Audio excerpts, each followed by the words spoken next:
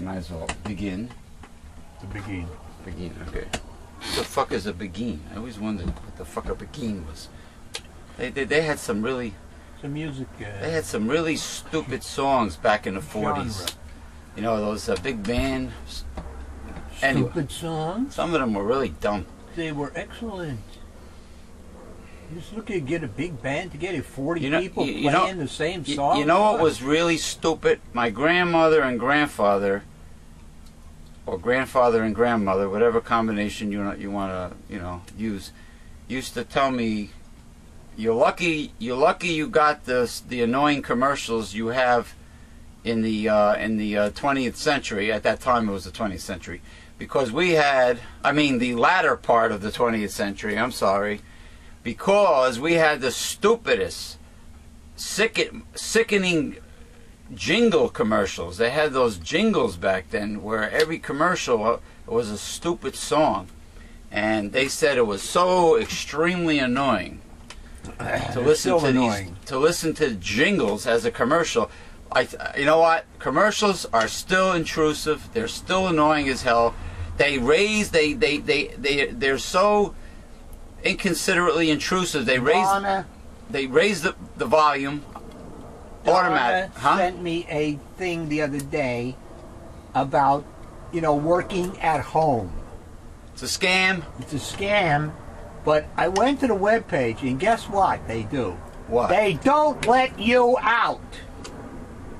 Oh, really? They don't let you leave. Talk about... you click the goddamn things to get out of there, and they come up with another pop-up, Are you sure you want to do this? Talk about intrusively and obnoxiously pushy. You can't leave. When you click on the spam link, they won't let you leave. It's like, isn't that similar to phishing? When you try to eliminate the pop-up that's in front of you and you can't get rid of it?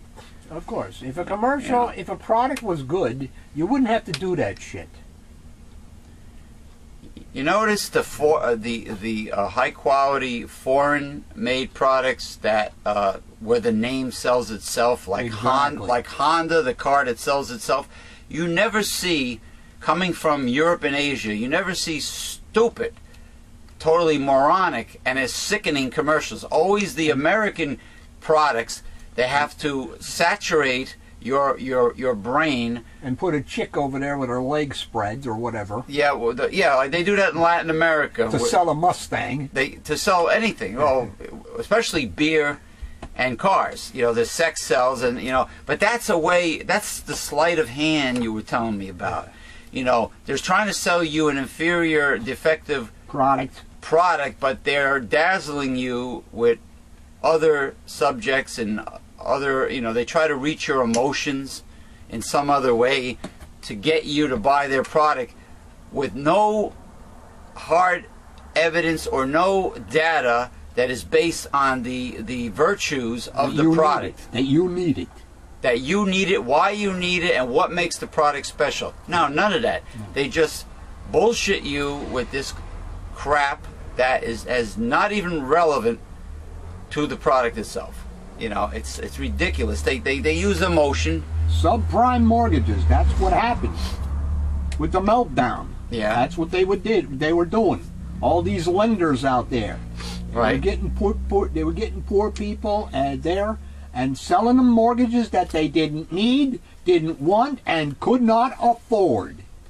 That's no relation to the frozen lenders bagels that are in the market. No. Okay. No. Oh, I'm sorry. Oh my God, the camera's on. We're having a private conversation, and here I am. We're on the air. We're facing the public. I'm terribly sorry, people. Greetings, everyone. Greetings, and welcome to Progressive Discussions. Happy St. Patrick's Day 2012. Happy St. Patrick's Day. And that's why I'm wearing my green Izod with my emerald green psychedelic wacky sunglasses. This is what I wear every St. Patrick's Day until I get an additional green item to wear. I haven't come across a green boa scarf or anything like that, but or some LED lights flashing, but I'm sure they're out there. But I refuse to wear a cheap plastic derby hat. I will not wear I love any. them things. I'll wear A real one, a maybe. real like Yeah. velvet, emerald green velvet derby. Yeah. From a reputable like costume store or something, theatrical supplies. But I won't go to a party box or a party city and buy a cheap piece of crap. No, there's no way I would wear that on Progressive Discussions, because we are a serious, hardcore show. This is Progressive Discussions. It happens to be, of course, Saturday, March 17, 2011, coming to you... 2012. I'm sorry. He missed the year. I didn't even start drinking Guinness. Yeah, I was just going to say, did you start already? I didn't even start drinking Guinness Stout and Yinling yet. I'm talking like I forgot the year. Yeah. Let me start again. It happens to be Saturday, March 17th, 2012, and it happens to be St. Patrick's Day. And right now the parade is going on in New York City, in Manhattan. And I'm here, of course, dressed the part. And, of course, I always have me Blackthorn Irish Shillelagh. With my shillelagh under my arm. Imported from Ireland. A twinkle in my eye. Authentic weapons-grade shillelagh. And let me just show the shamrock for St. Patrick's Day. The symbol of authenticity. All right, there you go. All right. Oh, by the way, some of the political printouts that I showed last week, some of them were a tad bit too close to the camera. So I have the Santorum one was all right. No, that was fine. The other ones were just a little bit too close. When we're talking about Rick belongs in a sanitarium, Santorum, we're talking about this jabroni. Okay, this jabroni, this right-wing fundamentalist, zealot, religious nut that wants to, that doesn't like women very much, or gay people, and he wants to tell you how to live your life, and he wants to spy on you in your bedroom and tell you how to do everything. This is the guy that's running for president for the Republican Party. See that nut in a straitjacket? Before he got into politics, they released him from a sanitarium. We'll be showing this periodically for months, until Santorum gets knocked out of the race, because he represents something that's not new exactly. We had, what do we have? The Inquisition and other zealot nuts. And applicable to our country, the witch hunting. The Salem witch hunt, hysteria. Okay, now. By the religious nuts. Let me entertain you. Well, yeah, yes and no. Yeah, entertain you. Or speaking about that, they found new photographs of Marilyn Monroe. Enlighten you. You mean sexy photographs? No, just a bunch of photographs. Oh, okay. I thought maybe they had pictures of her with JFK and other, what's the other guy? Supposedly some mafia guy. Well, you know, these chicks, these hot-looking chickie-poos that want fame and fortune and money, and they want to live life in the fast lane, they never want a regular, decent, intelligent guy with both feet firmly on the ground. She did get Joe. Huh? She did get Joe, and he was supposedly that kind of guy. But Joe DiMaggio was constantly walking on eggshells, or aggravated by her. He couldn't. I don't think he could accept her popularity as a sex symbol and her career. Like certain things he did not approve of, but he did, you know, from what I understand, love the woman, you know. Yeah.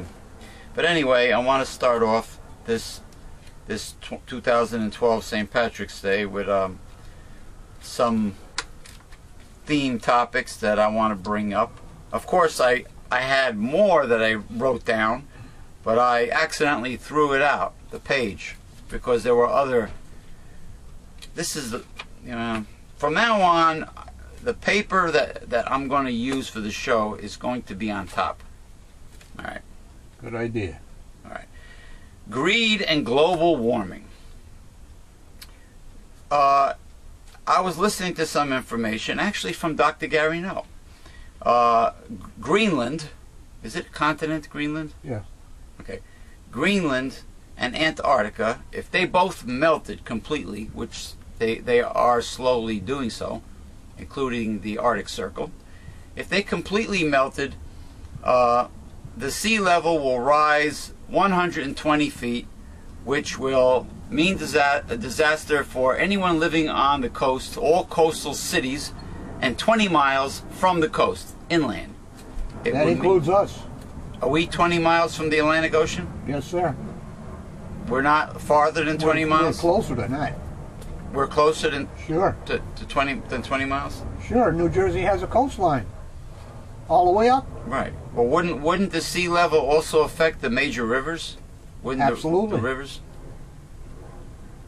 Absolutely. That doesn't sound good. So you know, the Republicans don't believe in global warming. They don't believe in anything that is good for the planet Earth, the environment. They only care about people. People. They care about one thing only: is profits before people, profits before the earth, profits before animals, profits before the environment. They don't care about anything, even their own demise. All of our demises. You know, you got the holes in the ozone layer. You got the protective. What is it? The electro. Is it some kind of there's electromagnetic shield that protects the earth? There's a protective shield that goes around the earth. And the ionosphere. Yeah. That protects us from the radiation of the sun.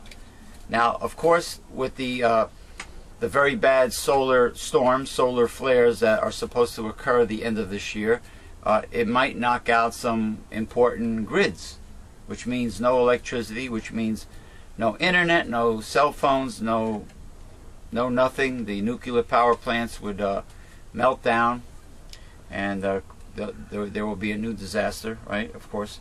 So all this is caused by abuse to the environment, and I would, from what I understand, the number one abuse besides destroying trees and the rainforest is the fluorocarbons that were pumped into the atmosphere by the oil industry. I mean, unless there's another culprit that I'm not aware of, that it all points to corporate greed. Everything negative, almost everything negative that we talk about is either corporate greed induced or just wicked, evil human nature.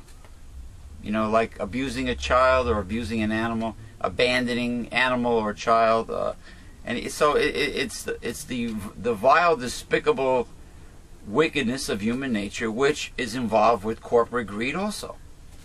You know, so it's kind of beyond political parties, but the conservatives, who claim to be closer to God than us secular humanists, progressive liberals, they happen to represent the what is opposite of the Bible. So that makes them counterfeit Christians, even though they don't like to hear that. Okay.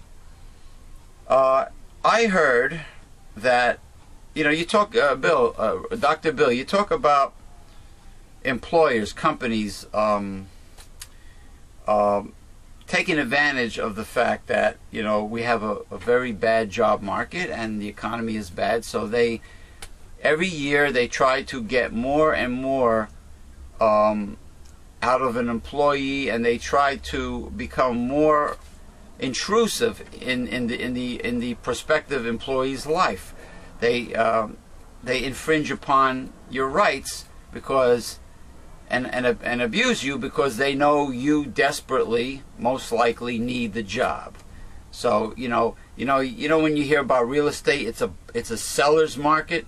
Mm-hmm. Well, it's similar to the employment industry. An employer's market. It's an employer's market because there's only so many jobs, and there's multitudes and massive numbers of unemployed people. So they're becoming bigger assholes than they ever were, okay, in the history of capitalism. Well, guess what? I heard that some employers in the New York City metro area had the nerve of insisting on a, let's say, somebody comes to them for an interview appointment. They had the nerve to ask people for their Facebook password because they want to make sure that you don't say anything about the company or your supervisor on Facebook. The nerve of asking for people's passwords. First of all, what people do on their own time after they punch out is none of your damn business, corporate America. It's none of your damn business. Somebody could work for you. Once they punch out and they leave company property, that's it. It's none of your damn business what people do. And the nerve to want someone's Facebook password so they could hack into your account and monitor what you say. Hey, there's a lot of employers out there that are scumbags. There's a lot of CEOs that are bigger scumbags. You know what? If you piss people off and make their life miserable at work, of course they're going to talk about you.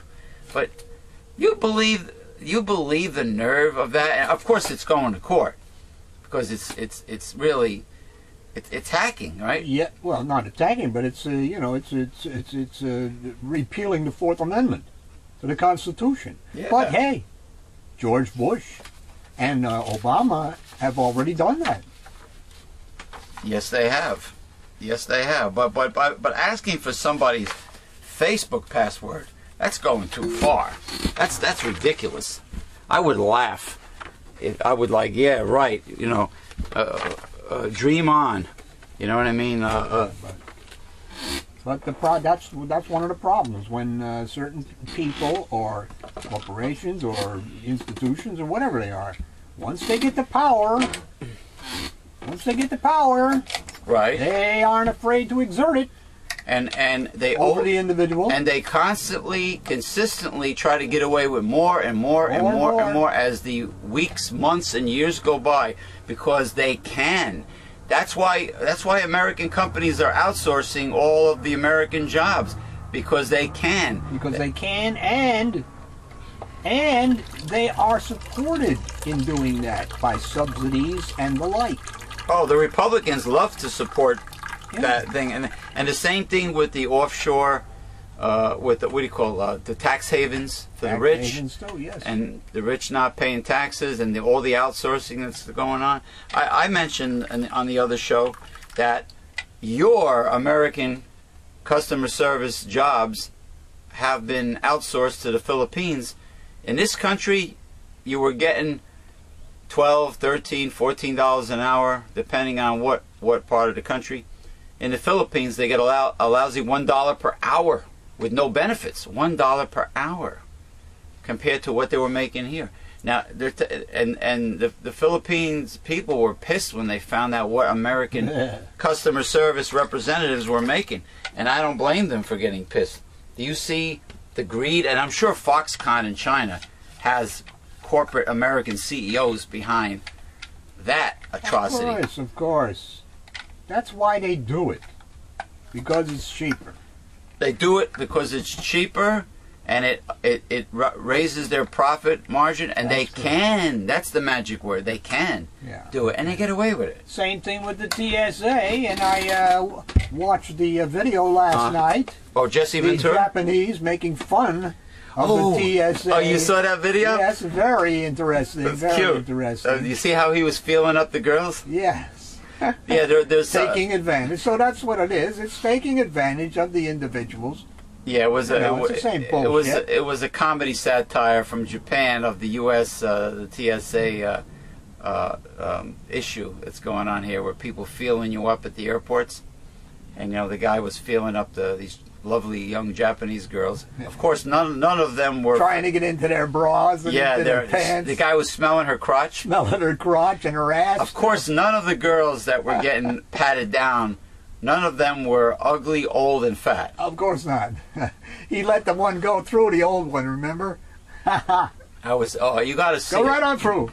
I think I put it on the newsletter censored Facebook page. Yes, it was on. So you go to Facebook.com/newsletter newsletter censored, and you can see the video. But oh, the last thing I want to mention, and I believe you have newspaper articles about it. Our lovely, bloated, obese, dirigible, gluttonous, conservative, mean-spirited, right-wing governor, the Nero that fiddled while New Jersey goes downhill. Okay, Mr. Christie, was he at a town meeting when this happened? Oh, with the debt, yes. Yeah, he reprimanded and shouted down and scolded a Navy SEAL who served in was it Afghanistan and Iraq? Yeah. And called him an idiot. But there's a story leading up to that, and I think you might have at least one newspaper article. Possible. I haven't looked through them yet. Yeah, you told me you did. You told and me last week, you mean? Wednesday. Possible. Yeah, I guess I do. Yeah, he. You know, some kind of conclusion or something. And of course, when the Navy SEAL, who should have been respected a great deal by Chris Christie, when he tried to debate and challenge Chris Christie's obnoxiousness, he was escorted out of the building by police, and of course, because he's the governor and he gets to be rude to everybody, And but anyway, maybe we will run into that article with more details. Possible. So these are possible. There's many possible things, and I have two brand new watercolor paintings to show you today, viewers, that were just recently finished by the Reverend Dr. William J. Eisenman. From the collection. Yeah. From the collection, the William J. Eisenman collection of fine watercolor art.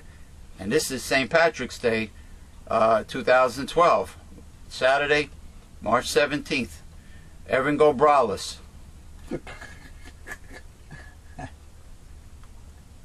Shall we begin?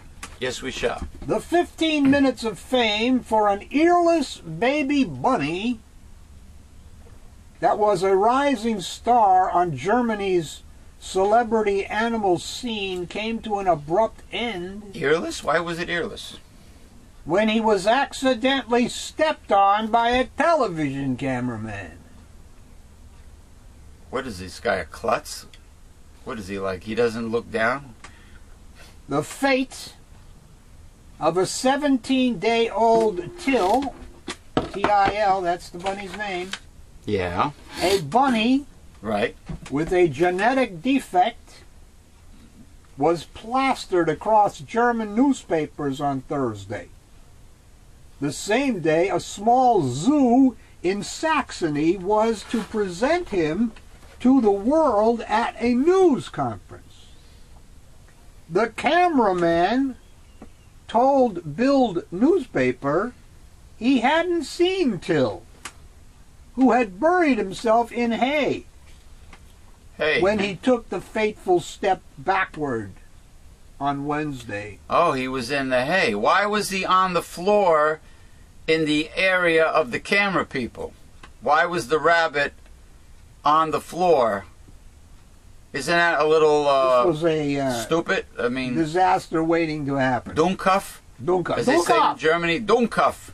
So the Dummkopf who put the bunny on the floor by the cameramen, who were probably very busy milling about, okay, the person who placed the bunny that was hiding in the hay is the Dummkopf here. It should have been walled off or something. Because obviously the cameraman did not see the rabbit. Yeah. Okay. Zoo director Dempwolf told Spiegel magazine Till didn't suffer. How does he know? It was a direct hit. You mean like the people who say when you boil a live lobster they don't feel anything? Yeah. Like, how do they know this? The squash took place immediately. As opposed to a slow squash. Slow squash, yeah. No relation to a butternut squash, a spaghetti squash, a butternut squash, acorn squash, those squashes. Is there such a thing called a squish squash? Yeah, the bunny got squashed. I'm sorry. It's very macabre, this humor. It's so macabre. It's so macabre. It makes me want to show Rick Santorum in his more macabre. the house he grew up in you know, with the straitjacket on, Rick Santorum. Germany has been home to several global animal celebrities in recent years, Really? including polar bear Newt and Paul. Does he look like Newt Gingrich? Does he have double chins? I think that's the little one that was just born a little while ago, and he Cub? couldn't stand up yet and everything. Yeah, because I wouldn't try to train a full-grown polar bear. I wouldn't mess with those things. Right. They're like over 1,000 pounds. And Paul, the prognosticating octopus. And what does that He mean? tells the future. Oh, yeah. Yeah. Wait, wasn't there one in France that made predictions for the World Cup soccer, was it?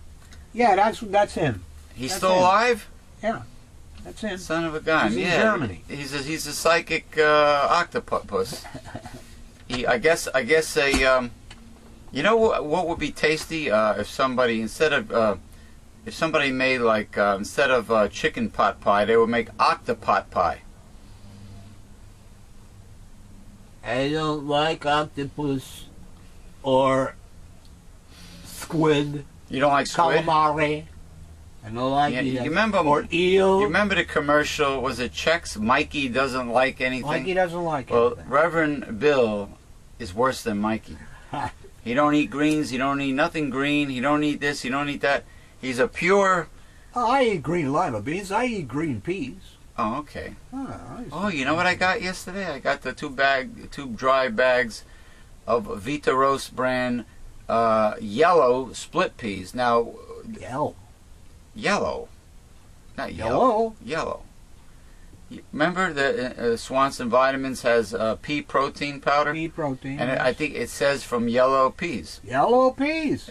Have a higher amino acid profile than many veggies, other vegetable source. They have a very good amino acid profile. Yeah, that's why I got them. Something about the yellow peas. Anyway, continue. School districts will soon have the option of rejecting a common ammonia-treated ground beef filler critics have dubbed pink slime. Sound familiar, folks? It's last week's show. Amid a growing social media storm over the product otherwise known as lean, finely textured beef. That's what they call it? That's what they call it. Lean, finely textured toxin, they should call it. The Agriculture Department announced on Thursday that starting next fall, Yeah. schools in the National School Lunch Program will have the option of avoiding the ingredient. Avoiding it should be banned across the board. Why waiting till next fall? Why wait until next fall? Why your kids should be poisoning themselves all spring and summer? Get it out now What about adults and poisoning? put it on the label so that we can know when it's, what products it's in, and we don't have to buy them. You know what kills me? Now, hold on to your desk, Dr. Bill, and all right, listen. What kills me is this. The FDA, the government, is free to tell nutritional supplement companies not to make any health claims on their labels at all. You can't say nothing health related about a food or a supplement, an herb, a vitamin or a mineral. Yeah. Okay? You can't say anything. But they'll allow your kids to eat toxic ammonia-laden pink slime injected hamburger meat in school cafeterias, and adult Americans allowing 25% of this poison to be put in ground beef. Oh, that the FDA or the USDA or both will allow. Yeah, they say it's regular beef. Really? Yeah, but it's also fraud. Again, because you are going there thinking you are buying one, let's say a pound. You think you're buying 16 ounces of ground beef. But it's not. But it's not. It's 25% of it. 4 ounces of it. I think that, yeah, 4 ounces of it are this crap pink slime. Yeah, it's 16 ounces in a pound for a 12. Okay, Yeah. 4 ounces of the 16 ounces of whatever ground beef you pay for is not the ground beef that you pay for. Exactly. So all those vitamins, minerals, all kinds of nutrition that would be in the 16 ounces of ground beef Right. are only in the 12 ounces of ground beef. That's fraud. Out and out fraud. Yeah. They're withholding information from the consumer. That's great. That's like telling somebody lies about a new car that you buy. You know, they're telling them you're getting a 6-cylinder engine when you're really getting a 4, or you're getting a turbocharged a car without the turbocharge, Or that the car has been in a previous accident. Oh yeah, and it was and it had to receive severe Body work. Body work. Yeah. I mean, extensive. I'm sorry, extensive body work. Yeah. Yeah, it's fraud. It's fraud. Absolute fraud. Absolute fraud. Or advertising the extends formula for men, saying that your penis will be enlarged, will grow like 1 inch per month or 1 inch per week, and nothing happens, and having no evidence to support it. Jeez. You know, I mean, that used to. On a personal note, my penis hasn't grown since I don't know when it attained its full length. Well, Dr. Gary Null said in one of his books that red Panax ginseng can increase the penis and the productivity of the gonads. You know what can increase penis size? Usage. Exactly. Masturbation and sex. Yeah, we're getting into some heavy-duty subjects here, but this is Internet Talk Radio. FCC and corporate free and Republican free. Yeah. Under the change, Can you dig that? schools will be able to choose between 95% lean beef patties made with the product or fattier bulk ground beef without it. The change won't kick in immediately because of existing contracts, according to an official with the USDA. Now, I saw the other day a gentleman on TV. He made a patty with the pink slime, and he made a patty without the pink slime. Yeah. The patty with the without the pink slime Yeah.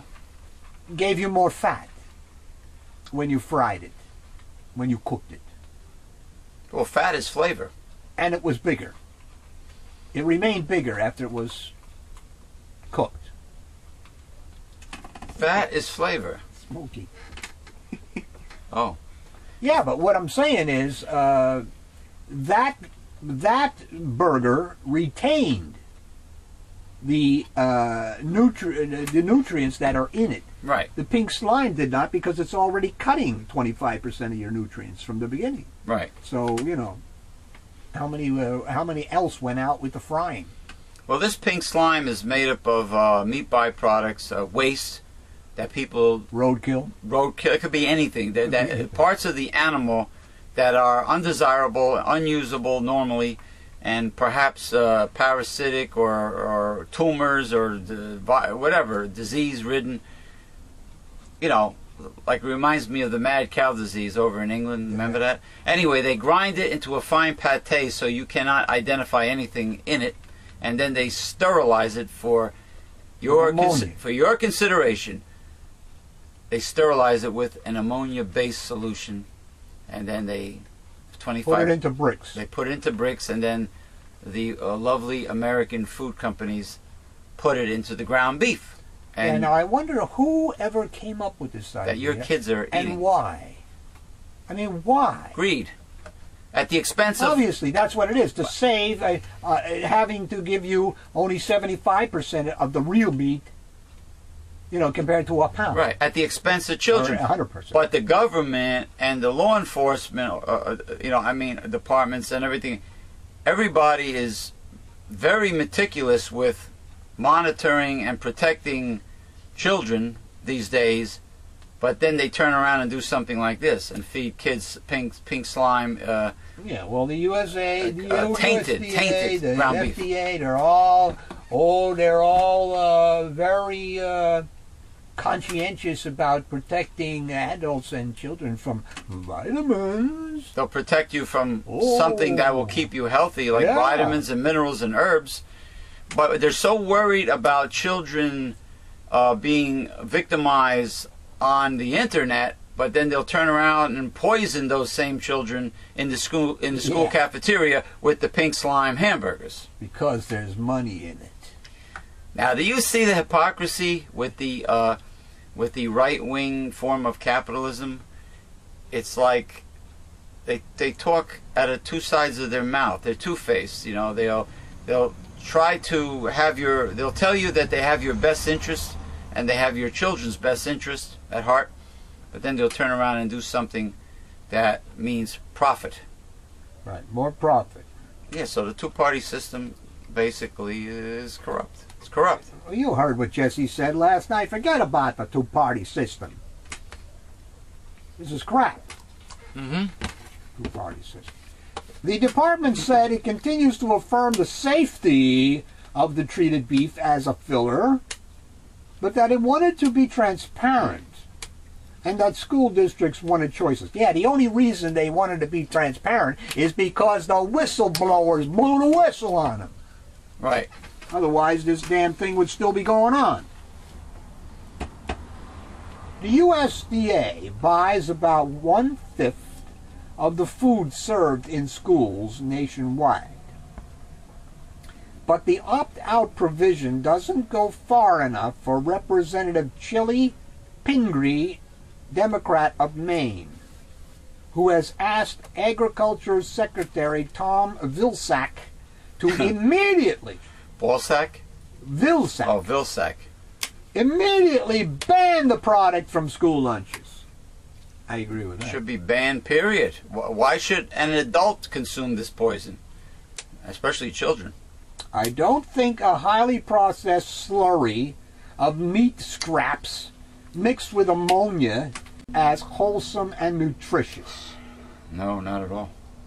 The product has been on the market for years, and federal regulators say it meets the standards for food safety. Meets the standards? What standards?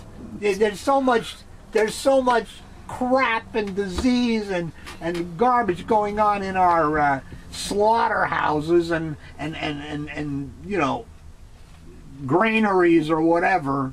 Come on, standards. There's no standards. Standards. 20. And the inspectors tell you when they're coming to inspect you. Come on. Inspect you? Yeah. 25% toxins meets our government standards. Sure, sure. Absolutely. Oh, what a joke. What a joke. And to think your tax dollars are Goes to support it. are going to support these government employees, officials, you know, whatever. And make the companies that make this crap rich. Oh yeah. Whereas you are losing your house. The backbone of America is losing their homes to foreclosure and getting laid off from their job. Meanwhile, evil greedy companies specializing in toxins like Monsanto and the rest of them are prospering. And why do they prosper? Well, The devil's world. It's the devil's world. And I'll give you another guess how it all happens. Politicians are getting paid off. That's it. Two-party system politicians, non-progressives, Bribery. are getting Clear and simple. bribery. You know, getting paid off, and when they get elected, they put their cronies in to work for them, and that's basically it. And isn't it funny that most of these corrupt politicians start off being lawyers? Yeah, there's a majority of lawyers in the Congress. Well, Christie was a district attorney, right? Yeah. Yeah. I Yeah. pity the poor good guys under Christie when he was a DA. Oh man. Let me tell you, if you threw holy water on him, he would probably sizzle. But advocates for wholesome food have denounced the process as a potentially unsafe and unappetizing example of industrialized food production. The phrase pink slime, coined by a federal microbiologist, has appeared in the media at least since a critical 2009 New York Times report. Gee, that's very appetizing. Pink slime. Celebrity chef Jamie Oliver Yes. Salute. has railed against it. Salute to Jamie Oliver's online YouTube video that you people must see. Yes, go see it. Go see it. Very well done. Because since 2009, and now it's making an impression. Come on. What about the 3 years? The big media didn't pick it up, did they? No. No. And it made headlines after McDonald's and other major chains last year discontinued their use of ammonia-treated beef. But pink slime outrage appeared to reach new heights last week, amid reports by The Daily, an internet newspaper, and ABC News. The Daily piece dealt with the USDA's purchase of meat and included pink slime for school lunches. The story touched a nerve with Houston resident Bettina Siegel, whose blog, The Lunch Tray, focuses on kids' food. On March the 6th, she started an online petition on change.org asking Vilsack to put an immediate end to the use of pink slime in our children's school food.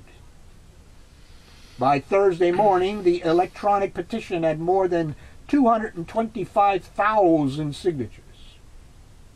The USDA this year is contracted to buy 111.5 million pounds of ground beef for the National School Lunch Program. About 7 million pounds of that is from Beef Products Incorporated, which produces the pink slime. Beef Products Inc. stresses that its product is 100% lean beef. Lies. And is approved by a series of industry experts. Paid off? Paid off?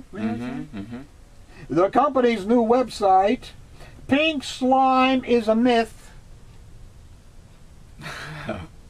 rebuts some common criticisms of the product. National Meat Association CEO Barry Carpenter, who has visited the Beef Products Inc. plants and watched the process, said critics don't seem to have the facts. You're going to believe a corporate CEO? An industry insider? I don't think so. What a whore. What a whore. What a greedy whore. It's one of those things. It's the aesthetics of it that just gets people's attention, Carpenter said. And in this case, it's not even legitimate aesthetics of it. It's a perception of what it is. See, he's calling us liars and fantasy. Okay? Boy, life in modern day 21st century capitalist America sure has become more devious and diabolical and corrupt than ever before. Well, and greedy. They gotta take all the money. Bring it all up, siphon it all up to the top. Yeah, there's no trickle down. God forbid poor and middle class people should have money. Yeah, profits before people, profits before the planet. You know, you got a short one before your lunch. I got a Christie one. You want it now or you want to wait later because you might want to comment. Is it ample? Kind of ample, but you might be. Want to save? Let's save your it for. comments will probably overextend. Overrun the time. Let's save. It has to do with something other than the armed forces, no, gentlemen. It has to do with that. Okay, let's save that for after I do promo. Yes. While you're eating lunch and I do promo, and then by the time you finish lunch, you'll be ready to read, and then we'll do the Christie one. Right. Let me just show the insane nut you need to not Beware of. Beware of and not vote for ever. There we go. Rick belongs in a santorum. Got it? Got it. He's in a straitjacket. This is the house he grew up in before he got into politics. It looks like the Addams Family? The Bates Hotel. The Bates Hotel. Batshit crazy. Okay. Now, we're going to break because it's time for the Reverend Dr. William J. Eisenman's gastronomic delight, known as lunch, followed by high green tea for St. Patrick's Day. Oh yeah, Green tea is always green. Green tea. But I don't think Dr. Bill is having corned beef and cabbage for lunch. I'm having corn. I'll be having all-you-can-eat free corned beef, brisket, and cabbage right after the show. I'll be shooting right down to the local pub that gives it out all day and night every year. And of course, the dog outside has to interrupt me. Maybe he wants brisket too. Brisket? Yeah, I'll give him brisket. I'll give him wood. All right, take a break. I'd give him wood if I could. Wood if I could. Yeah, we're back. Happy St. Patrick's Day 2012. Everyone go braless. It's 2012, of course, it's March 17th, but it's Saturday. Usually St. Patrick's Day falls on a weekday, doesn't it? Like a Wednesday or so, yeah. Like a Wednesday or Thursday? I know Thanksgiving always falls on a Thursday. But yeah, it's Saturday, and I guarantee that because St. Patrick's Day this year is falling on a Saturday, you can be rest assured that all the cops will be out tonight DWIing and looking for drunk drivers. Guaranteed, because you got the combination of Saturday night, the weekend, where many people are off from work, and they'll be going out, and combined with St. Patrick's Day, which emphasizes alcoholic beverages, imbibing, whatever, dancing. And of course, then you have the reputation of the Irish for being able to hold their liquor. You know how the French hold their liquor, don't you? I can't hold my liquor. I'm drunk after 3 drinks, a straight whiskey. Well, what's that? You know how the French hold their liquor? How? Between their legs. Oh, that was cute. It was corny. Anyway, as it's pretty good. The Reverend Dr. William J. Eisenman is partaking in his gastronomic delight known as lunch, followed by high green tea, I might as well do promo to get it out of the way. Before you received your food, we were talking about trickle-down economics, how it doesn't work, it was never meant to work. One of the pride and joys of the Republican Party. Well, there's what trickle-down economics is. There's a picture of Ronald Reagan urinating on America. Pissle-down economics. This is what trickle-down means. This is what trickles down to the people, to the middle class and the po folk. Trickle-down Reaganomics. There you go. So, and of course, the a financial meltdown, the near destruction of this country, was a result of the deregulation frenzy under Reagan. That's another reason why I'm emphasizing this printout along with Rick Santorum's, is that it was Ronald Reagan in the 1980s, people, that shifted the tax burden from the rich to the middle class, and I guess the poor with the consumption tax, right? With the poor have to, when they buy something, they have those consumption taxes, or mostly the middle class. They pay property taxes. They pay They pay sales taxes. They pay all kinds of taxes and fees. So when you listen to today's Republicans, and they blame everything on the so-called tax and spend liberals, the Democrats, tax and spend Democrats, it is actually their hero, their icon, Ronald Reagan, that shifted the tax burden and stiffed the middle class. This guy right here that's pissing on America. Of course, he's like a saint. God. A god to the Republican Party. All right, now, let me get on with promo. This gentleman next to me, right here, this is a self-portrait of my co-host and mentor, the Reverend Dr. William J. Eisenman. It is a fine watercolor painting because Dr. Bill is a fine watercolor artist. You can view the William J. Eisenman collection of fine watercolor art by going to Google, typing in Megalife 21 William J. Eisenman collection, or you can go to YouTube, and you will see a slideshow. I did not update it yet, but it has to be updated because there are more paintings added to it constantly.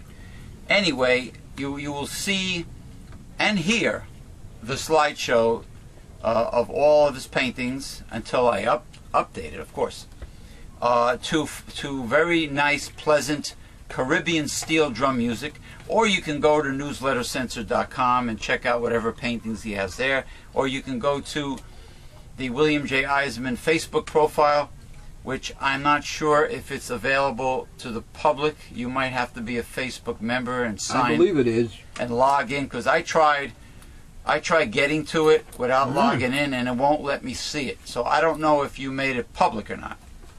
I don't know. I don't know either. I will see. Maybe my photos are not available unless people log in, on the James P. Madonna Facebook profile. But I know when you have a business promo page, like we have the Newsletter Censored Facebook.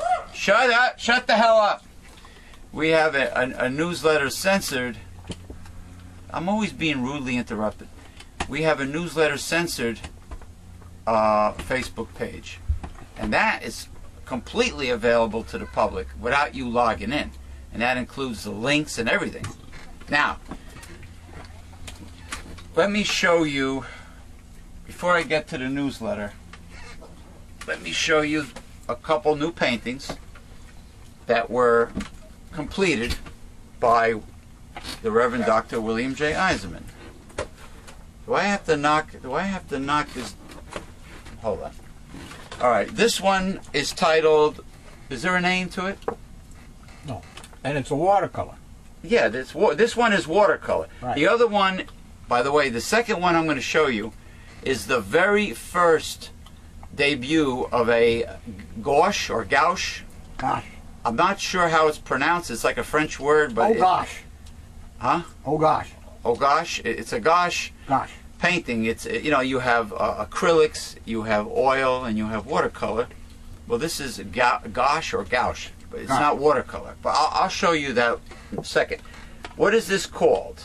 Called anything? Not yet. It's a woman. It's not named yet. Let me know how. Is it in front of the camera? I mean, do people see it? Move it. When? Down? Just move it. So I can see it. I can't see if you don't move. Now go up a little. Oh, you don't have your glasses on, all right. Go up a little. Right about there should be seeing. You got it? Yeah, I guess so. All right. All right. Hopefully it's positioned properly. That's one of his new paintings. It's a painting. It's art. I know you can see bare breasts and nipples, but it's a painting. It's considered artwork. All right. Got it? Hopefully they could see it. Okay, that's the first one. All right. Now, if you can't see it, we'll show it to you again. This is the gouache painting. This is important. Make sure Okay. that it is positioned properly in front of the camera. Okay. It's good. Yeah. This woman is, what's her name? Ashley? Ashley. This is Ashley, a friend of the Reverend Dr. William J. Eisenman, painted in gouache. All right. This is not watercolor. Very well done. All right.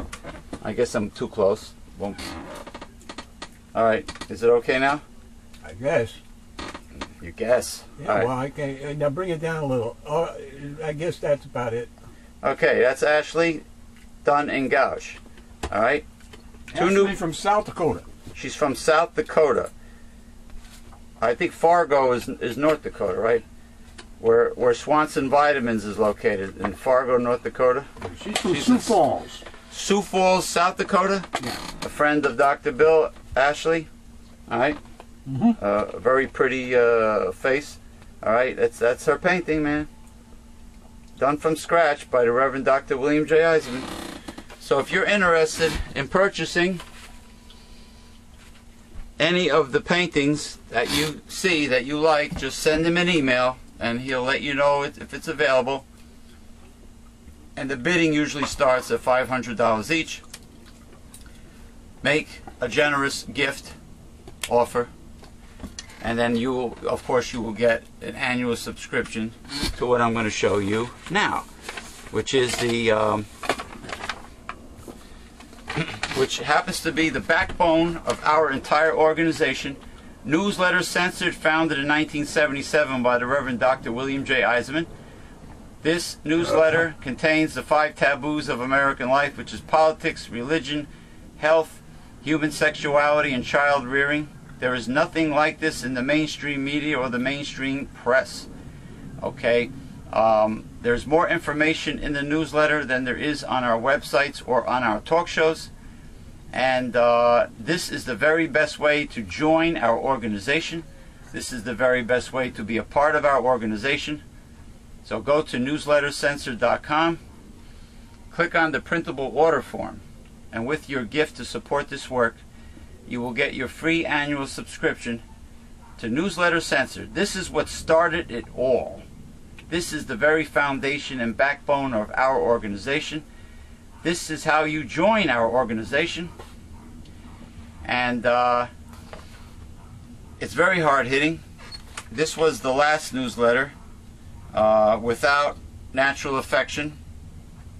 What was this, number 118? No, volume 118, without natural affection.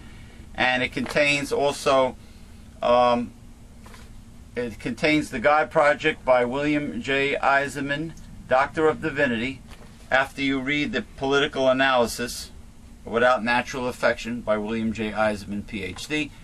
Last but not least, it also contains Sexuality, a Holistic Approach by William J. Eisenman, Ph.D. So get your subscription right now. You need Newsletter Censored. We are living in the end times, so you need Newsletter Censored to learn how to defeat a conservative and to survive the end times. And also, if you go to newslettercensored.com, the Reverend Dr. William J. Eisenman will teach you how to write in a candidate, and he will also show you that in order to get the corruption out of politics, we need to get the money out of politics.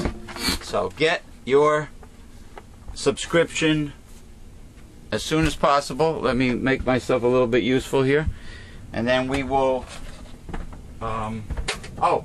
before we commence with the article that we were going to read before lunch, before Dr. Bill's lunch, I just want to say happy St. Patrick's Day.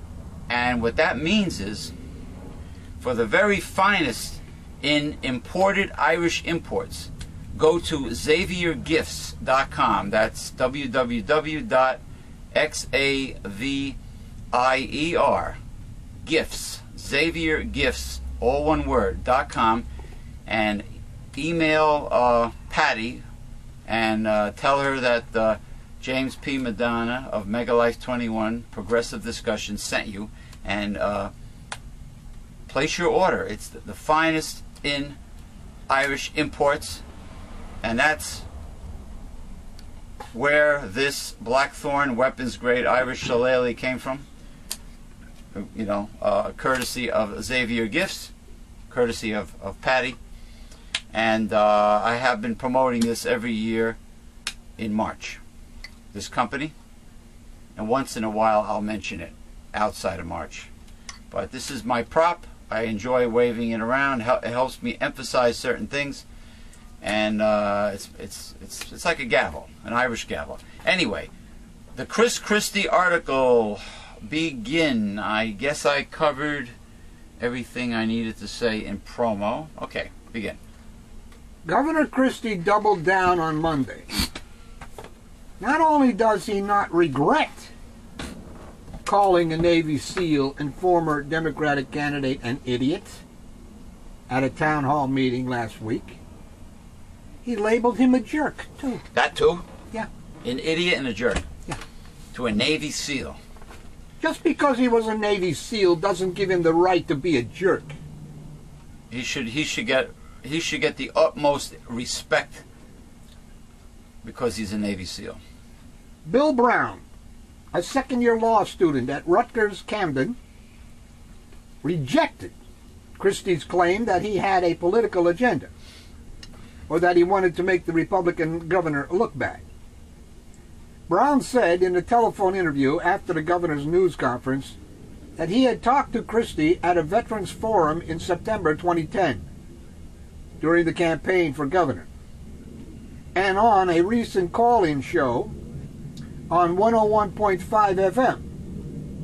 He also testified against a proposed Rowan University takeover of Rutgers Camden before a Rutgers Board of Governors meeting last month. But his exchanges with Christie didn't draw much attention until last Thursday, when Brown, 34, of Mount Laurel, asked the governor to defend the proposed merger. As Christie began to answer, Brown repeatedly interrupted him until an irritated Christie called for the next question. But before he moved on to the next questioner, Christie said, "Let me tell you something," he told Brown, who had been seated among a crowd of about 350 people. "After you graduate from law school, you conduct yourself like in a courtroom. Your rear end is going to be thrown in jail, idiot." To underscore his annoyance, Christie told the crowd that he tried to be patient, but finally felt, "Damn, man, I'm the governor. Could you shut up for a second?" Yeah, some people could say the same thing about Chris Christie.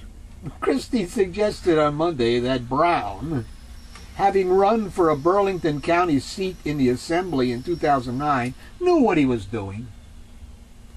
This was a guy with a political agenda who came in and wanted to try and make me look bad and not let me answer the question. He can cry his crocodile tears all he wants. Right.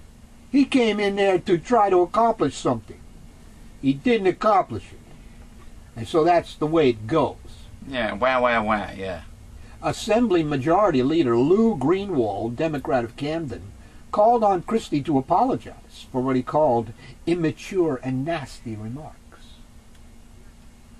I respect Governor Christie's right to express his opinions on policy issues, as I respect the similar right of all our state citizens, he said. We can strongly disagree without being disagreeable. Brown said he had expected a cordial exchange because the last time they spoke, Christie looked into my eyes and really appeared like he was listening.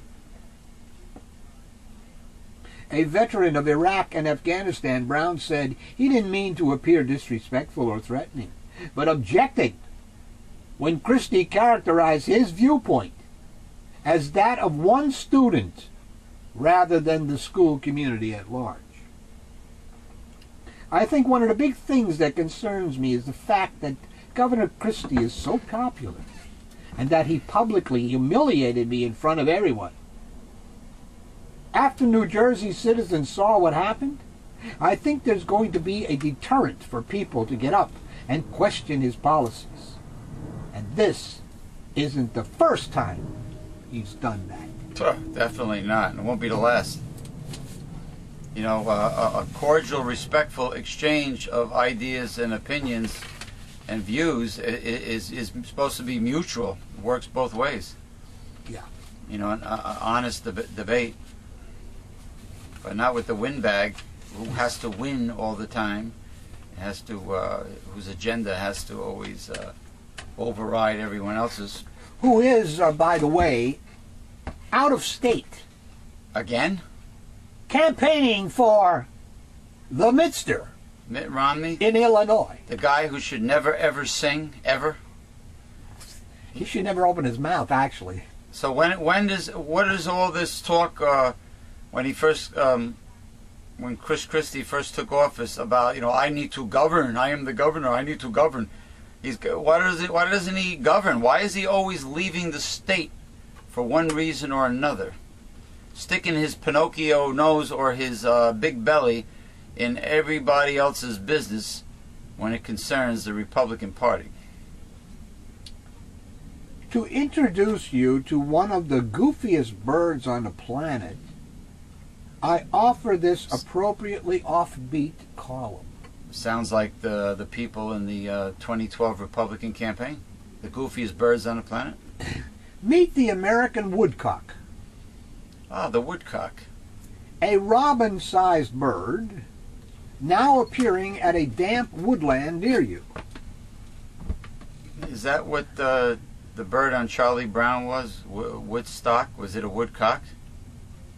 He didn't look like, I don't know, he didn't look like this one. But What yeah, about the cock of the his rock? name was Woodstock, yeah. Woodstock, woodcock. Does it have a big schlong, this bird? It's got a big beak. It's got a big beak. Birds don't have schlongs. They have cloacas. Excuse me? Cloacas. Cloacas? Cloacas. Cloacas is Yeah, their cloaca penis. as singular. Is Cloaca. the penis of a bird?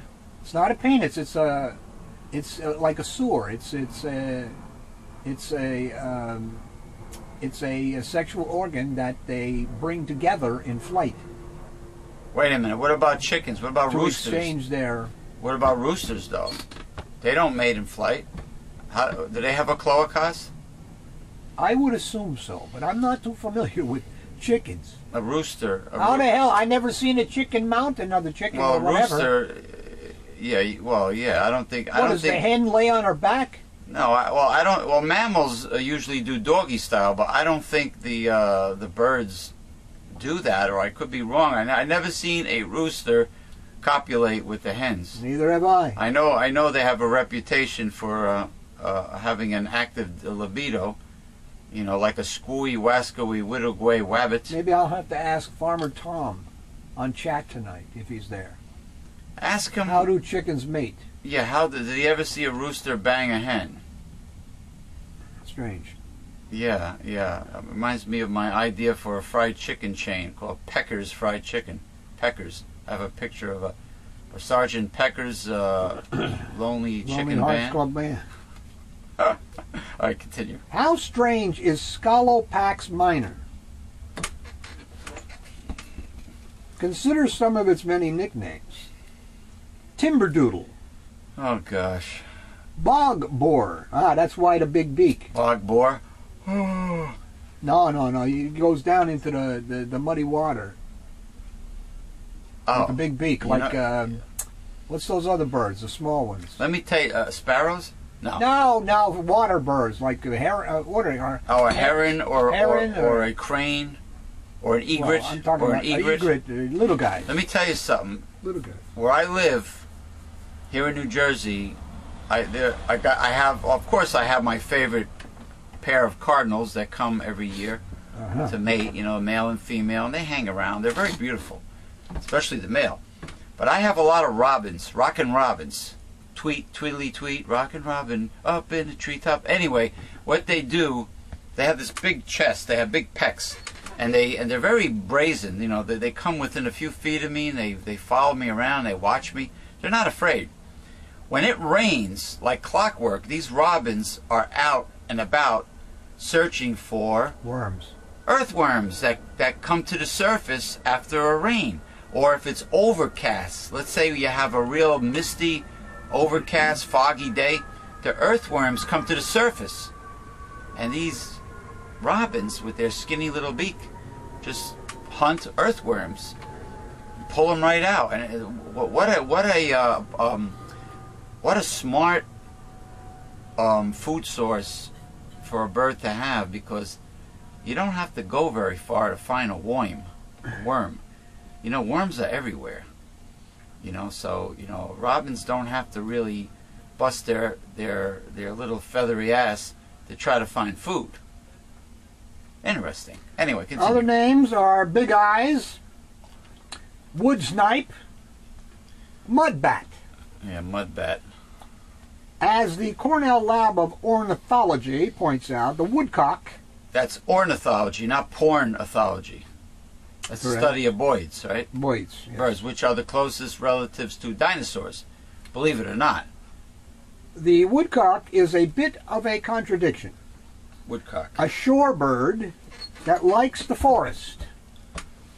Rockin' robin. Did I mention that its eyes are located toward the back of its head? You mean so it can better look around for predators while it dips its head to feed? I didn't know that. Like an African, like a chameleon? Like a chameleon?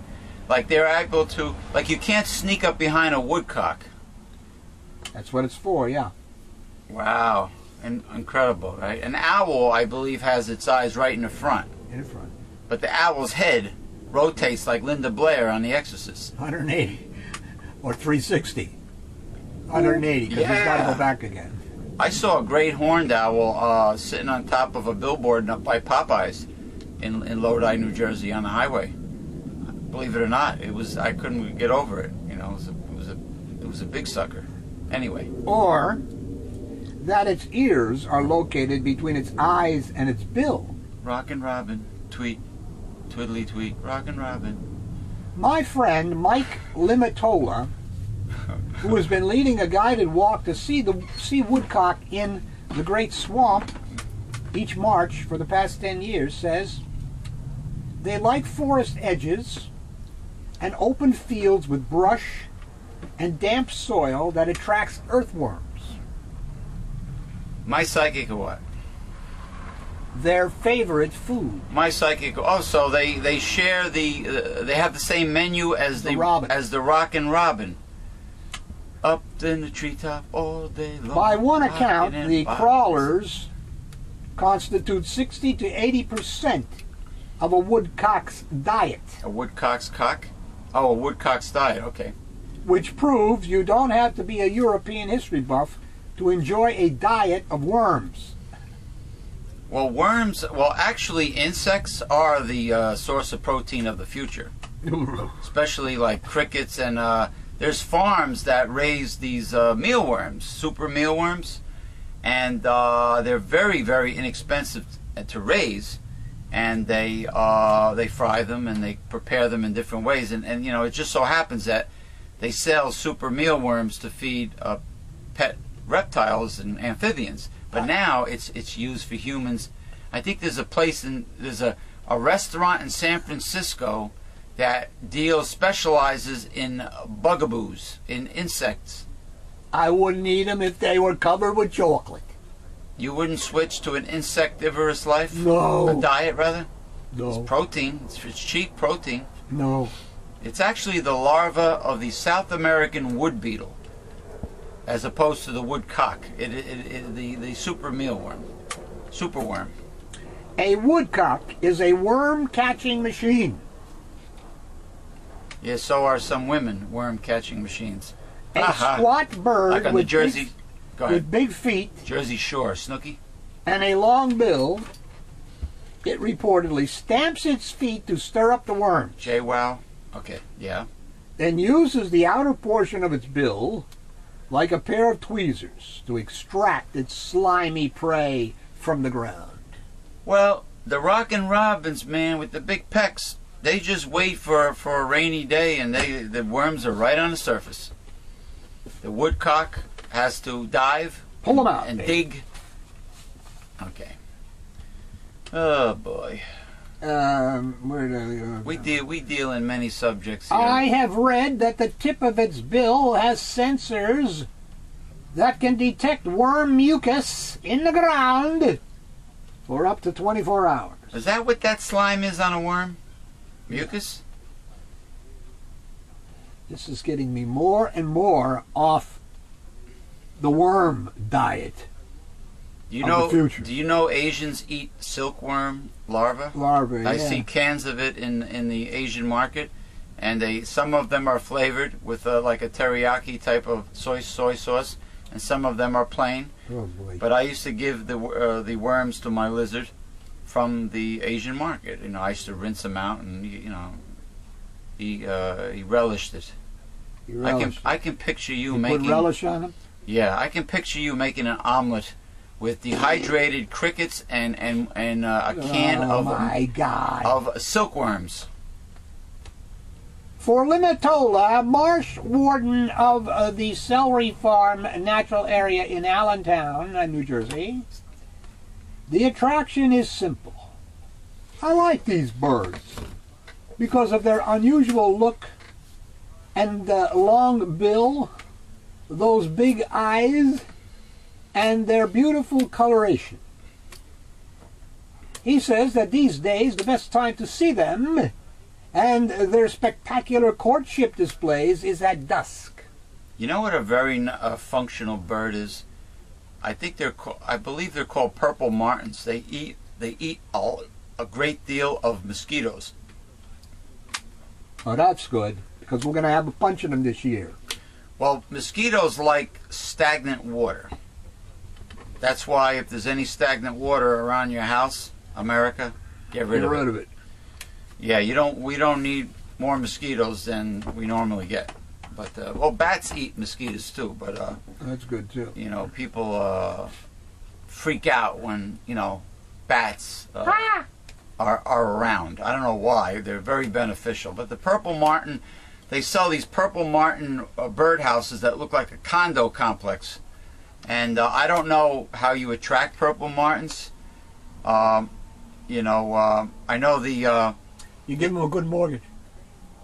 Well, the birdhouse. the leader of the purple martin, the alpha purple martin, is called Dean Martin, I believe.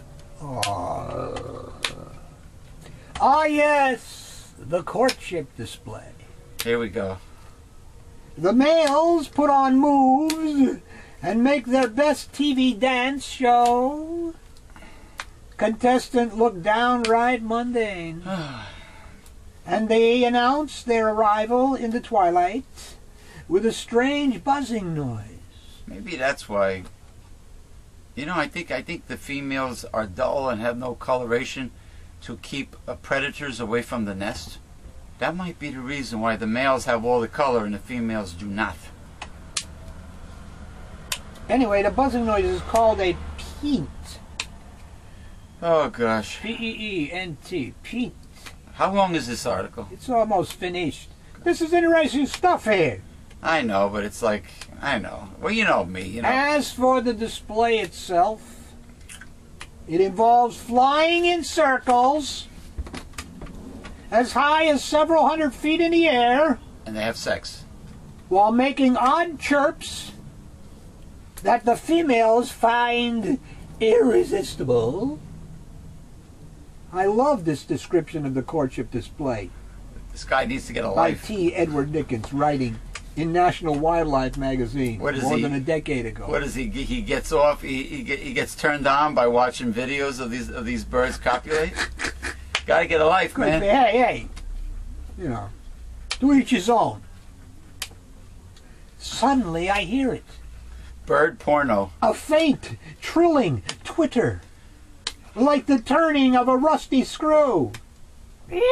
Why doesn't he write poetry based on the woodcock? The sound rises toward the sky. This is poetry. Where it seems to hang suspended in the gloaming.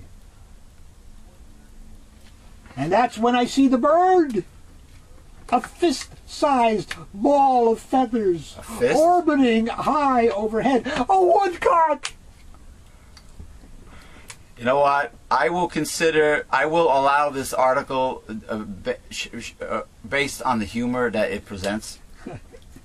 The bird scribes 2 large circles, then suddenly cascades toward the ground like a falling leaf, Good goobledy-goo. chirping in the descent. He lands near a trio of tall cedars and struts about with a stiff-legged gait.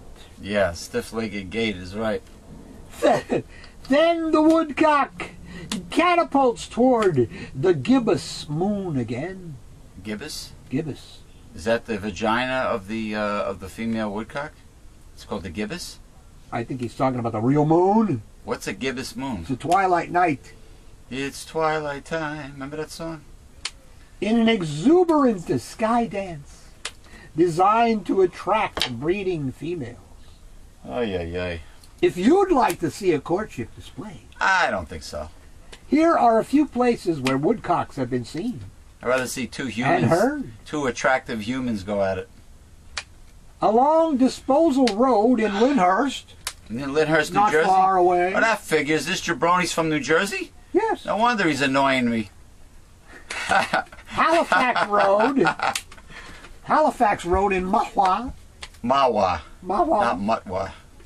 And Laurel Hill County Park in Secaucus. Secaucus, yes, which is not far. Is in Union, Hudson County, New Jersey. Not far from the Hudson River. Just be sure to take a cold shower when you get home. Oh, sure. I'll remember to do that. The video of the birds fucking might ruffle my feathers. So I will have to. Funny. Yeah.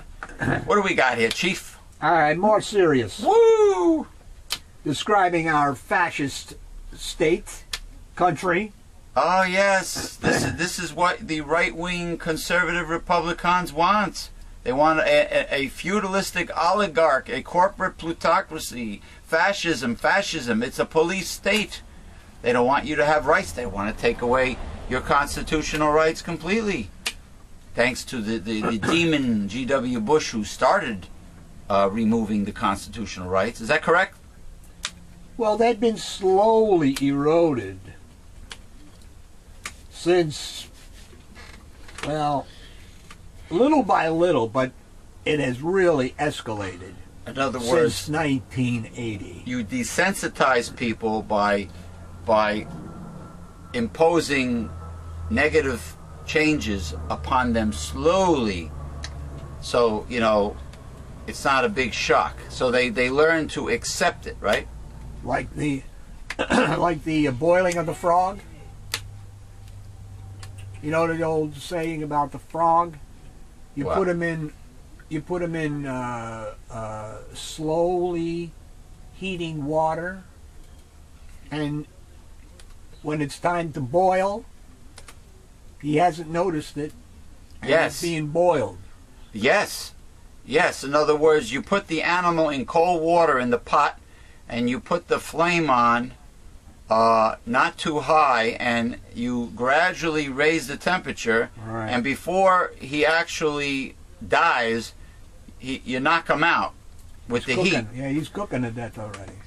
But in other words, he slowly cooks to the point where he doesn't even realize he's. Well, he didn't notice that he was in hot water. Well, that's how America is right now. That's how the mainstream America is right now. All right, continue. Decades of debates over the public's right to know about police actions versus officers' rights to privacy are coming to a head as a result of the pepper spraying of students last November on the campus of the University of California, Davis. That's right. Lawyers for the officers who pepper sprayed students during a November 18th demonstration are due in court on Friday in Oakland, California, to press their argument that a long-awaited report on the incident cannot be released unless officers' names and other information are redacted. UC officials and free speech advocates counter that such privacy rights do not apply in this case, and that a public airing of the report in its entirety is of critical importance in the holding those accountable. The pepper spraying incident that prompted the report generated national outrage at what many perceived as the misuse of excessive force against non-violent student protesters on the campus of a public university. I'd like to interject in here to say Kent State. Yeah. Mm-hmm. Another non-violent demonstration. It's amazing how they got away with that. Exactly. An American Civil Liberties Union attorney argued in the court documents filed on Tuesday, if the university is not able to explain to the public how it is that an incident such as this occurred, it will never be able to make a convincing case that it has taken the steps that are necessary to ensure that it does not happen again.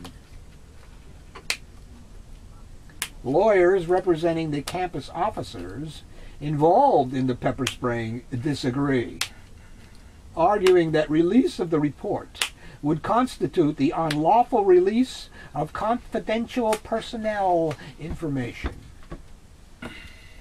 The pepper spraying took place amid a campus protest last November, when students and supporters gathered on the quad to protest rising college costs. Video clips that went viral on the internet showed an officer identified as Lieutenant John Pike methodically spraying a row of seated students after they failed to obey orders to disperse. But these students, were they blocking pedestrians or anything important? Picture. Or were they just hanging out? Picture. Okay, hold on, people. Let me. Oh, gee, you know what? My clipboard, I put it away. Let me use this. Okay, now, this is a photo of, what have we got here? The spraying. Let me show it to you, to the viewers. All right. All right. Okay. What do you think? Tell me what to do. Okay. Lower it? Raise it? No, it's about even. It's, you know, it's whether they see it or not. They right. I'll get closer. Maybe I'm too close. Maybe, but pull it back and then they'll see it at all right. This is the officer, and you can see the stream, or the red stream of pepper mace spraying down innocent college kids. I think there were girls, right? There were girls in the line, yeah, I'm sure. There were harmless, no weapons of any kind, just protesting college. Defenseless. Co-eds, defenseless, being sprayed down with mace because they did not want to leave their protesting post. Correct? Yeah, I believe that the. All right. I believe that the Fourth Amendment to the Constitution. I mean, the First Amendment. You know, where you can. Okay. Expose your grievances to the government, to your government. Mm-hmm. Well,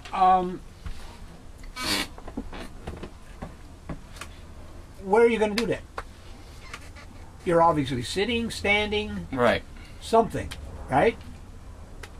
When you're making your grievances.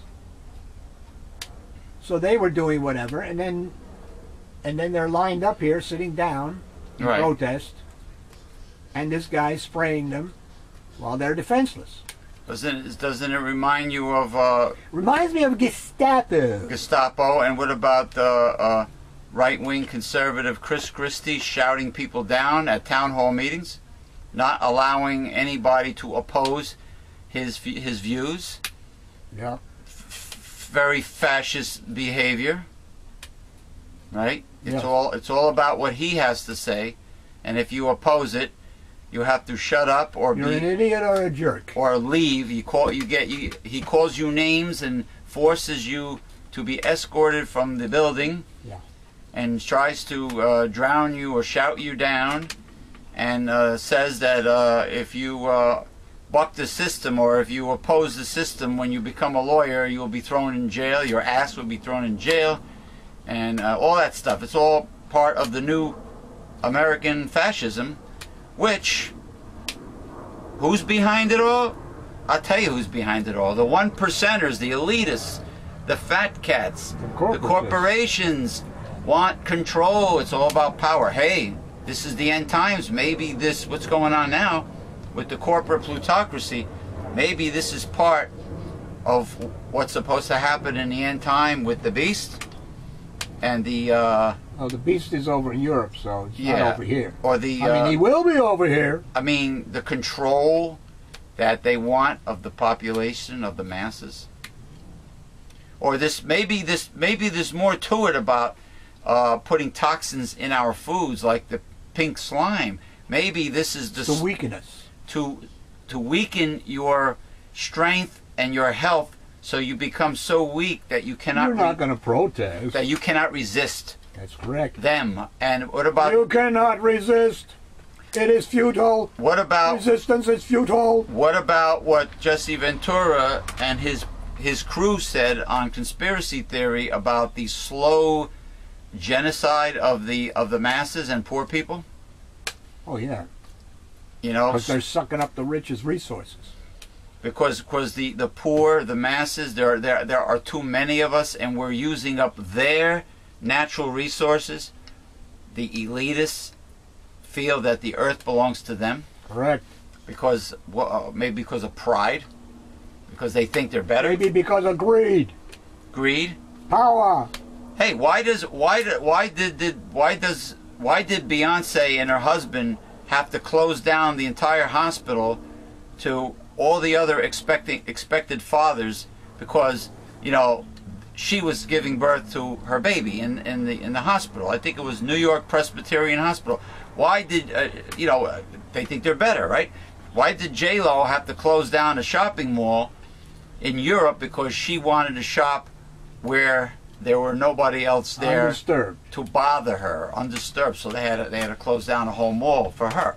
All right, these people have the same mentality.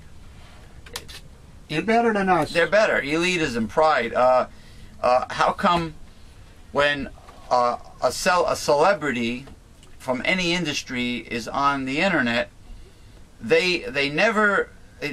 sometimes they have other people controlling their profile, and they're too lazy to do it themselves. Or if they do control it, they never want to befriend anybody. They just want fans. They want a fan base, and they want to sell you something. Like with professional wrestling, they want you to buy their photos, their autographed photos, or something like that, or buy their DVDs or whatever. It's not somebody that is approachable. It is not somebody that you can make friends with, because when they reach a higher level in society, I guess they have their own very select, tight group of friends that they associate with. Yeah, clique. Their clique. The clique of elitists is a very tight clique, and they become better than you. They forget the admonishment that you're going to meet the same people on the way down as you did on the way up. Remember the honeymooners? Was that Ed Norton or Ralph Cramden? I don't know Ed who Norton said said it, but it's an old saying. Yeah, you saying. be kind to the people you meet on the way up, because you're going to meet the same people on the way down. And you know what? It happens, because when they lose everything, who are they going to turn to? Their old friends and family. And if their old friends and family are smart, they'll say, hey man, you forgot all about us when you became famous and rich. So you know what? We're forgetting about you now. But this is how human beings are. They really are despicable. Anyway, do you have one more About Governor Christie. small article? All right, shoot. Last article. There's two of them. Okay. About Governor Christie's confrontation with the New Jersey citizen concerning the reorganization of Rutgers University. The discussion seemed to have become quite heated and loud. Christie, instead of trying to calm the discussion down, tried to bully and outshout the individual. When this didn't succeed, he had several policemen remove the individual from the town hall, and then called him an idiot while he was being ejected. Well, Christie is advocating the merger of Rutgers University with what? Rowan. Rowan University. He wants to. It's a merger that possibly maybe Christie was paid off. That's why we don't know why. We don't know why. Right. Okay. We haven't gotten a why with all this other extraneous material going on around. But I'm sure money has to do with it. But this gentleman, the Navy SEAL, right, he doesn't like the idea because it would take away from the distinguishment of Rutgers. The prestige of Rutgers. The prestige of Rutgers. It's like trying to combine Princeton with Camden, New Jersey. Fairleigh Dickinson or Harvard with Yale. You know, you're taking away from the history and the prestige of the Ivy League university. Right, right. Yeah, okay. All in all, we are still lucky. If it had been a woman protester, he probably would have mimicked Rush Limbaugh and called her a slut. Now somebody's calling you? You gotta be fucking kidding me. You see this, I think it's Lynn. You gotta be fucking kidding me. Oh yeah. She's gonna interrupt the show? No, I missed the call.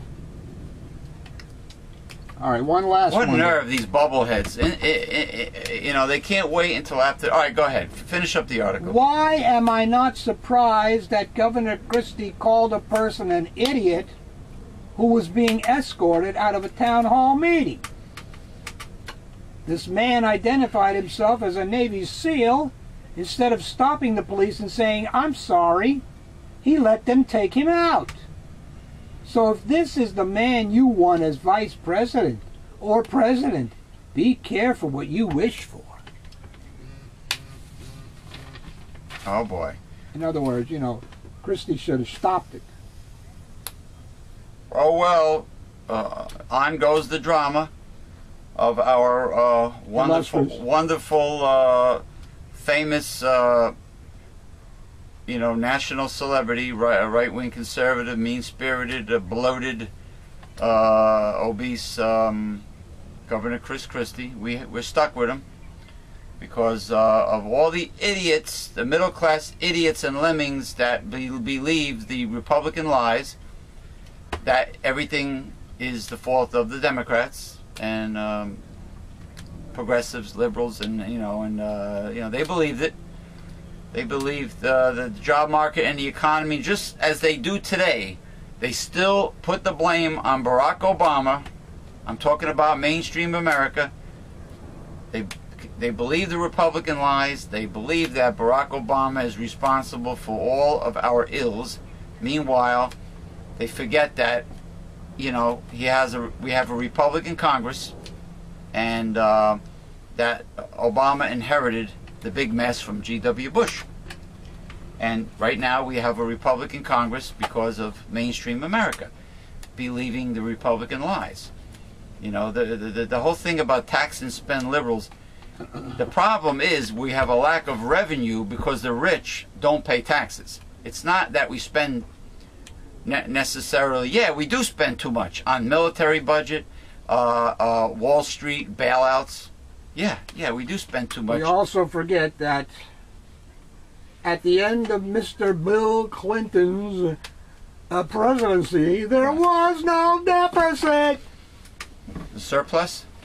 There were 3 years of surplus, almost 4. Yeah. Now you told me that social programs make up a very small percentage of very, very small percentage of the pie, right?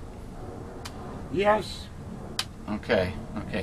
Listen, before we say goodbye, I just want to say this is the very first day of the year of 2012 that we're doing the show au naturel here, with the sunlight coming from the background. So, what better day to start it than, you know, yeah, I would say aside from Easter Sunday, St. Patrick's Day is the I would say the second biggest holiday of the spring. Well, no, there are others. There's Mother's Day, right? Memorial Day weekend. Yeah, there are other days. Cinco de Mayo. Well, that's not a real holiday. Well, it's the Independence Day for Mexico, but what great food available. And Is that Zapata? Viva Zapata? Viva Zapata? I think, yeah, I guess. I don't know. I'm not sure, but I know that if I want real Mexican food, every Wednesday I go to a local place, $10, all you can eat, home style, quality, very high quality Mexican food. I never get sick. Better find out if they have pink slime. Well, no. In the fajita. When you get, Or the burrito. if you order a beef enchilada or a beef taco, or let's say, if you order one of those two, you get grilled steak strips. Strips. You can see they're strips of steak and they're grilled. When you order something that's chicken, you get charcoal. Well, I don't know about charcoal, but you get grilled with the lines and the flavor, flame grilled chicken breast strips. You don't get mystery meat at this place in Hackensack, New Jersey. It's called Rancho on Main Street near the courthouse. Is Cubby still around? Yes, but they're extremely expensive. No kidding. They're they always very, were. very, very, very pricey. I mean, you're paying top dollar for everything. God, if you ordered a rack of ribs or a steak, you're paying just as much as you would pay in a popular steakhouse. Incidentally, how come? You know, a lot of the restaurants they go to on the Food Channel, I go online and I look at the menu and they're a ripoff. Why does a steak dinner or a seafood dinner? Well, I can understand seafood. You know, you gotta the fishing boats need diesel, and diesel fuel is expensive, and you gotta pay a crew, and you gotta go out and get the fish and look for the fish. But cattle, you know, why is it that steakhouses want like about $20 or more for a steak dinner, or close to $20? Why does it? How come they never? You know what the problem is? We don't have enough regulations. Huh? Regulations? We don't have enough consumer advocates that are in the spotlight of the U.S. media.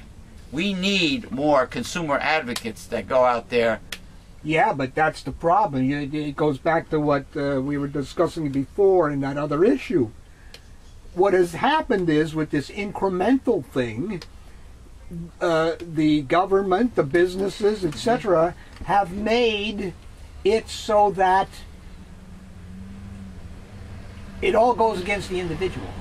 Right. Instead of like the group thing. They've split the group up and made it an individual, so that when the whistleblower comes out and gives us some information, they can attack the individual instead of a group. Do you think the restaurant critics are paid off to give great reviews to everybody, including? I think a restaurant critic is an ass who wants kisser? to go back to that place and eat again Is a corporate ass kisser. Yeah. is going to kiss somebody's ass. Well, I think Adam Richman of Man vs. Food is an ass kisser because he loves every place he goes to. There you go. You know. There you go. You know, and that's that. Oh, salute. I forgot all about it. To my buddies over at the brand new Facebook group known as Honest Craft Beer Reviews, founded by Mr. John Starodumsky, and you can see the video on YouTube that I did with him, the first volume 1, the debut of Honest Craft Beer Reviews talk show, and hopefully there will be many more to come. And I just want to say hi to John Starodumsky and to the people of the group. So check it out on Facebook, Honest Craft Beer Reviews. That was founded on the basis that there are many people out there that give phony, dishonest reviews simply because they get paid off and they get free beer. They're beer whores. Just like the Beer whores. the people on the Food Channel and the restaurant critics that kiss ass and say every restaurant is great.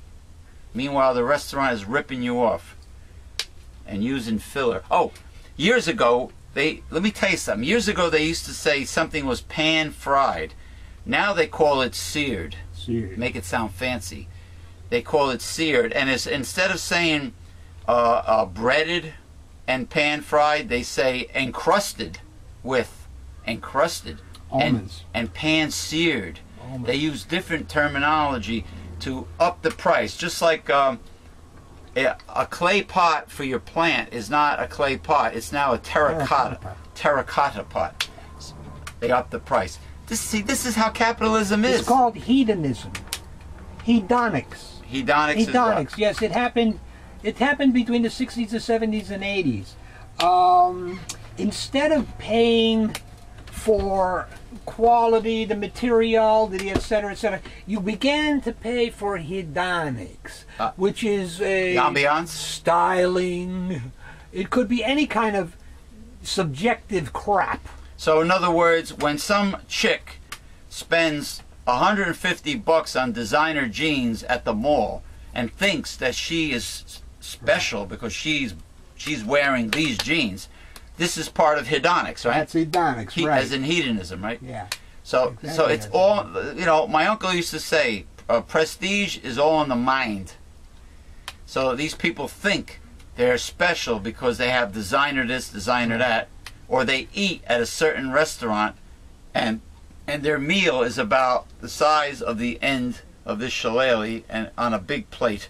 They feel that they're special because, oh, this restaurant has a reputation. Or you know who's like that? The yuppies in Manhattan. They'll brag about where they go. Oh, I went to this Broadway play. Oh, it was highly rated, and they'll spend like friggin', I don't know how much is a play. $100, $200 a ticket. Could be 20, 50. Could be 150. Yeah, I mean, people with Depends money. on what it is, and then, you know. It's all in the mind. It's all a game, and the deregulation of companies in a conservative-run capitalist America allows people in business to buy low and sell high and screw you, the consumer. And that's what happened with the subprime mortgages and the derivatives, problems that got us into the meltdown, Yeah. the financial meltdown. The same thing. The values of derivatives were fantasy, pure fantasy, Right. made up, hedonics. Hedonics again. Thank you for joining us for this week's Progressive Discussions. Happy St. Patrick's Day 2012. And please drive safe if you happen to be out tonight. And avoid, take the back roads, avoid the police DWIs, and avoid the drunk drivers, and get home safe and use your head, you know what I mean, and drink responsibly. Or eat your cabbage and your boiled potatoes and your brisket at home. No, I'm not eating no stinking boiled potatoes or no rye bread. That means I will be full faster, sooner, and eat less of the corned beef brisket. I am only going to eat corned beef brisket and cabbage, and mostly corned beef brisket. They will lose money with me tonight. They will lose money.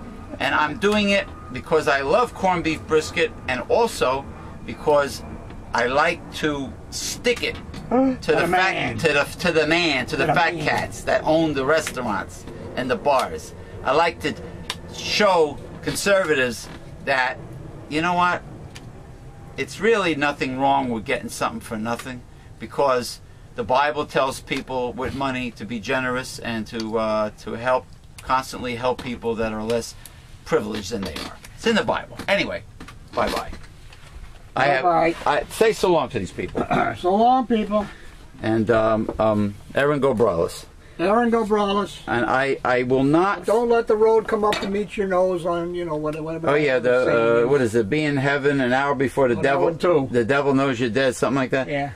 But I don't really. I would not feel the least bit guilty, sir, when I gorge myself with the corned beef and cabbage, and the pub loses money. Stick it to the man, brother. Stick it to the man.